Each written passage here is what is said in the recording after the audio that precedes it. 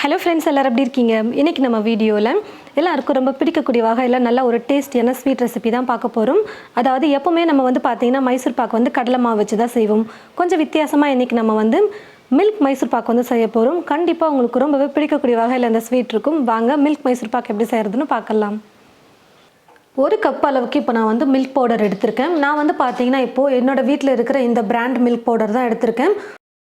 உங்ககிட்ட எந்த வகையான மில்க் பவுடர் இருக்கோ அதை எடுத்துக்கோங்க. இப்போ ஒரு பாத்திரத்தில் ஒரு கப் அளவுக்கு மில்க் பவுடரை சேர்த்துக்கிறேன். அதாவது 100 கிராம் அளவுக்கு நான் அளந்து எடுத்திருக்கேன். நான் எடுத்துருக்கிறது ஸ்வீட் மில்க் பவுடர் தான், கொஞ்சம் ஸ்வீட்டாக இருக்கும். இப்போ இது கூடவே இந்த மாதிரி ஸ்பூன் ஃபுல்லாக கோபுரமாக 2 ஸ்பூன் அளவுக்கு மைதா மாவு சேர்த்துக்கிறேன். மைதா மாவு பிடிக்கலைன்னா நீங்கள் கோதுமை மாவு சேர்த்துக்கோங்க, அப்படி இல்லைன்னா கடலை மாவு சேர்த்துக்கோங்க. இப்போ பார்த்தீங்கன்னா ஒரு கப் அளவுக்கு நெய் எடுத்து வச்சுருக்கேன். நான் எடுத்துருக்கிற கப்பில் மொத்தமாக 2 கப் அளவுக்கு நெய் சேர்க்கணும். உங்களோட விருப்பம் நெய் கொஞ்சம் அதிகமாக இருக்கிற மாதிரி ஃபீல் ஆச்சுன்னா நீங்கள் 1.5 கப் கூட சேர்த்துக்கலாம். முதல்ல இந்த பால் பவுடரை கரைக்கிறதுக்கு 1 கப் அளவுக்கு நெய் எடுத்துக்கணும். நெய்யை நல்லா உருக்கிட்டு சூடு ஆற வச்சு எடுத்து வச்சுருக்கேன். இப்போ இந்த 1 கப் நெய்யை சேர்த்துக்கிறேன். கொஞ்சம் கூட உருண்டைகளே இல்லாமல் நல்லா நைஸாக நம்ம கரைச்சி எடுத்துக்கணும். நம்ம ஸ்ட்ரைட்டாக சக்கரை பாகுலே பார்த்தீங்கன்னா பால் பவுடரை சேர்க்க முடியும். அப்படி சேர்க்கும்போது கொஞ்சம் உருண்டை கட்டுற மாதிரி இருக்கும். நல்லா கை விடாமல் கலந்து கொடுக்க முடியல அப்படின்னு நினச்சிங்கன்னா இந்த மாதிரி நீங்கள் கரைச்சிக்கோங்க. ஈஸியான மெத்தட் இது.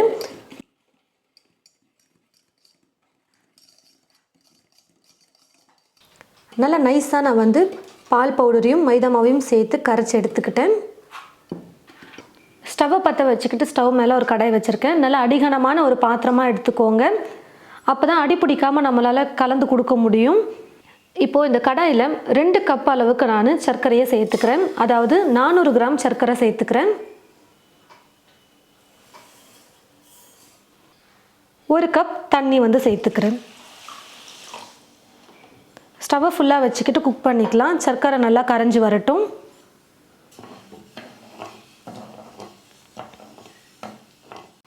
சர்க்கரை நல்லா கரைஞ்சி வந்ததுக்கு அப்புறமா நீங்கள் அப்பப்போ செக் பண்ணிக்கிட்டே இருங்க. ஒரு கம்பி பதம் சீக்கிரமாக வந்துடும். கரெக்டாக ஒரு கம்பி பதம் வர வரைக்கும் நம்ம பாகு ரெடி பண்ணணும்.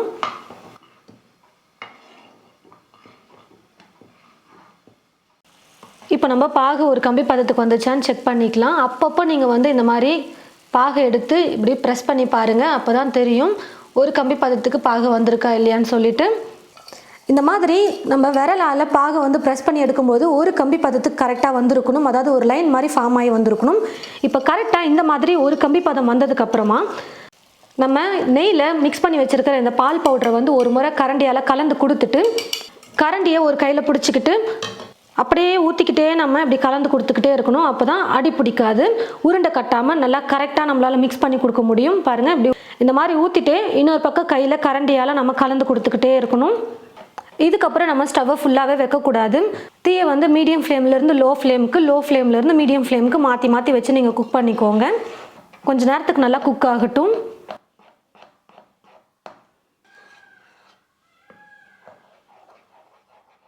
நம்ம குக் பண்ண பார்த்தீங்கன்னா கொஞ்சம் லைட்டாக கலரும் அப்படியே மாறி வரும். பாருங்கள், இப்போ கொஞ்சம் லைட்டாக கலர் மாறி இருக்குது.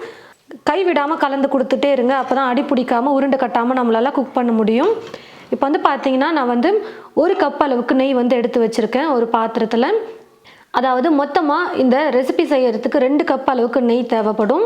1 கப் நெய் நம்ம ஏற்கனவே பால் பவுடரில் சேர்த்துட்டோம். இப்போ இன்னொரு கப் நான் நெய் உருக்கி எடுத்து வச்சுருக்கேன். நம்ம ஸ்வீட் செய்யறதுக்கு ஸ்டார்ட் பண்ணுறதுக்கு முன்னாடியே பார்த்தீங்கன்னா நெய்யை உருக்கி எடுத்து வச்சுக்கோங்க. நல்லா சூடு ஆற வச்சு எடுத்து வச்சுக்கோங்க. 1 கப் மில்க் பவுடரில் சேர்க்குறதுக்கும் 1 கப் தனியாக இப்போ கொஞ்சம் கொஞ்சமாக சேர்த்து கலந்து கொடுப்போம். அதுக்காகவும் எடுத்து வச்சுக்கிட்டால் ஈஸியாக இருக்கும். ஒருவேளை உங்களுக்கு நெய்யோட அளவு ரொம்ப அதிகமாக இருக்குது அப்படின்னு நீங்கள் ஃபீல் பண்ணிங்கன்னா 1 கப் நெய்யை மில்க் பவுடரில் சேர்த்து மிக்ஸ் பண்ணிவிட்டு இன்னொரு 1/2 கப் நெய் எடுத்துக்கோங்க. நான் இப்போ 2 கப் எடுத்திருக்கேன். நீங்கள் 1.5 கப் கூட எடுத்துக்கோங்க. 1/2 கப் நெய்யை மட்டும் கொஞ்சம் கொஞ்சமாக சேர்த்து செய்யலாம். நல்லா கொஞ்சம் நேரம் குக் பண்ணதுக்கப்புறமா நம்ம எடுத்து வச்சுருக்கிற இன்னொரு கப் நெய் இருக்குது பார்த்தீங்களா, அதிலிருந்து கொஞ்சம் கொஞ்சமாக நெய்யை நம்ம சேர்த்து கலந்துக்கணும். ரொம்ப அதிகமாக சேர்க்கக்கூடாது. கொஞ்சம் கொஞ்சமாக சேர்த்து நம்ம கலந்து கொடுத்தோம்னா தான் நம்ம சேர்க்குற நெய் நல்லா அப்சர்வ் ஆகும். இந்த நெய் நல்லா அப்சர்வ் ஆனதுக்கப்புறமா திரும்ப இன்னொரு கரண்டி நெய் அப்படி சேர்த்துக்கணும். மொத்தமாக சேர்க்கக்கூடாது. சேர்த்துருந்த நெய் முழுக்க நல்லா அப்சர்வ் ஆகிடுச்சு. இப்போ திரும்பவும் இன்னொரு கரண்டி நெய் வந்து சேர்த்துக்கிறேன்.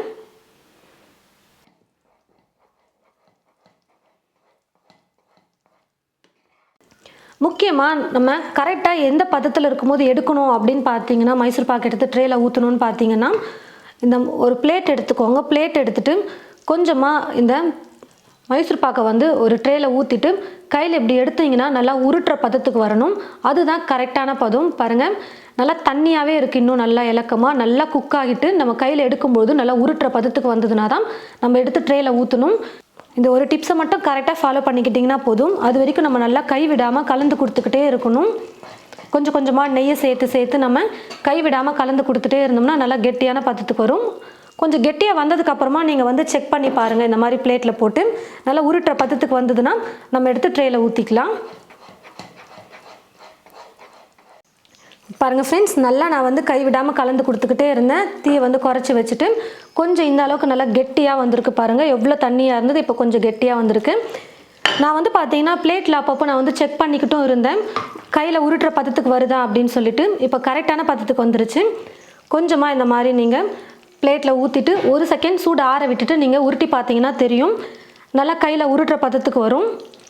இப்போ வந்து பார்த்தீங்கன்னா நம்ம நல்லா கையில் எடுத்து உருட்டுறதுக்கு கரெக்டாக இருக்குது. பாருங்கள், இந்த மாதிரி நல்லா உருட்டுற பதத்துக்கு வந்ததுமே நம்ம எடுத்துடணும். அதே மாதிரி ரொம்ப ஹார்டாக உருட்டக்கூடாது, நல்லா சாஃப்டாக இருக்கணும் உருட்டுறது. இதுதான் கரெக்டான பதம். கடைசியாக ஒரு கரண்டி அளவுக்கு தான் நெய் வந்து மீதி இருக்குது.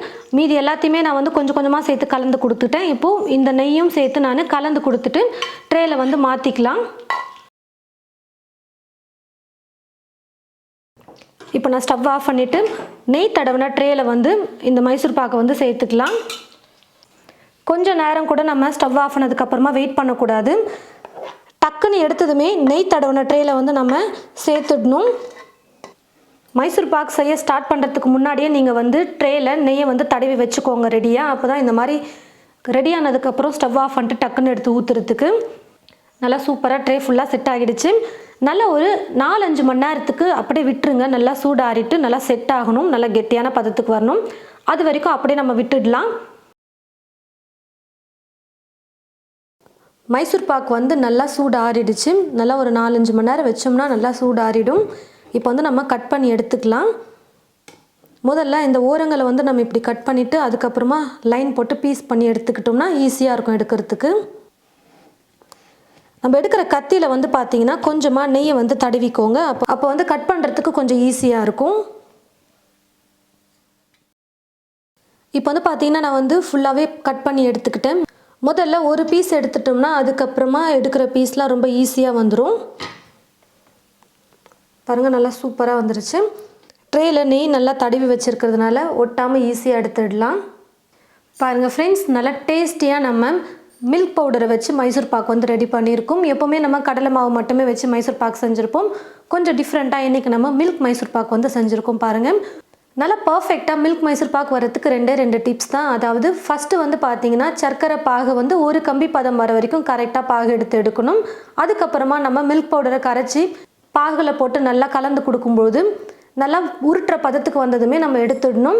அப்போ தான் இந்த மாதிரி நல்லா பர்ஃபெக்டாக பீஸ் போட்டு எடுக்க முடியும். நம்ம வெறும் நெய்யை மட்டுமே கொண்டு செஞ்சுருக்கோம். நல்லா டேஸ்டியாக சூப்பராக இருக்கும் சாப்பிட்றதுக்கு. உங்களுக்கு எந்த மாதிரி பீஸ் வேணுமோ அந்த மாதிரி நீங்கள் கட் பண்ணி வச்சுக்கலாம். வீட்டில் கேட்குறவங்களுக்கு இந்த ஸ்வீட் வந்து கொடுக்கலாம். பாருங்கள், ரொம்பவே சாஃப்டாக இருக்கும். வாயில் வச்சதுமே அப்படியே கரைஞ்சி போகக்கூடிய அளவுக்கு இந்த மைசூர் பாக் வந்து இருக்கும். அவ்வளோ டேஸ்ட்டாக சூப்பராக இருக்கும். கண்டிப்பாக நீங்கள் ஒரு முறையாச்சும் உங்களுடைய வீட்டில் இது போல் மில்க் பவுடரில் மைசூர் பாக் வந்து செஞ்சு பாருங்கள். செஞ்சு பார்த்துட்டு எப்படி இருக்குன்னு சொல்லிட்டு மறக்காமல் கமெண்ட் பாக்ஸில் வந்து கமெண்ட் பண்ணுங்கள். இந்த வீடியோவை மற்றவங்களுக்கும் ஷேர் பண்ணுங்கள். இது போல் நிறைய ரெசிபீஸ் பார்க்க தமிழ் ஃபுட் மசாலா சேனலை மறக்காமல் சப்ஸ்கிரைப் பண்ணிக்கோங்க. கூடவே பக்கத்தில் இருக்கிற பெல் ஐக்கானை கிளிக் பண்ண மறந்துடாதீங்க. தேங்க்யூ.